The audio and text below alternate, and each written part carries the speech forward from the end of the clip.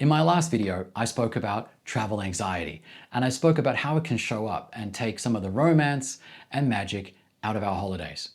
For my next video, I want to look at how we can stop that happening. But first, I want to dive into one of the top super unsexy reasons why we might not have the sexy holiday that we're looking forward to. And unsurprisingly, it's to do with a big part of our life, and it's to do with our workplace.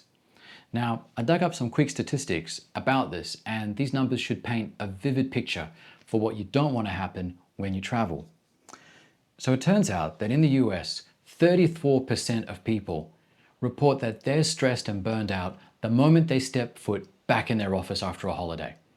Now, that doesn't sound like a great holiday because they're returning and they're not refreshed, but it sounds even worse when you consider it from the perspective of their employer, from their boss, from their teammates, who were covering for that person, investing in their getaway, only to discover they've returned and they're no less burned out than before they left. Here's the second statistic.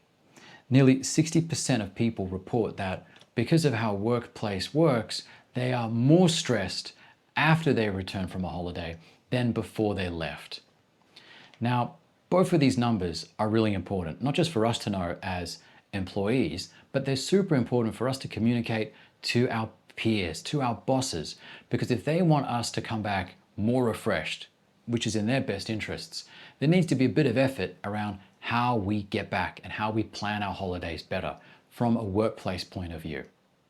Now that might sound like it's not your problem. You might think, well, that's my boss's cup of tea to try to fix. But unfortunately, those same surveys point out that 52% of Americans report that most, if not all of the time, they were on holiday, they were thinking in their mind somewhere about workplace stresses.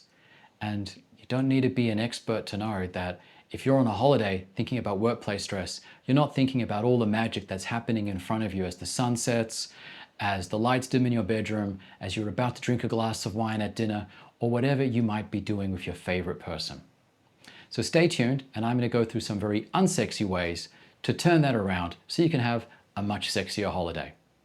Please subscribe and follow more for practical psychology tips to help you have these better conversations for a better connection so you can have the best adventures when you next travel abroad.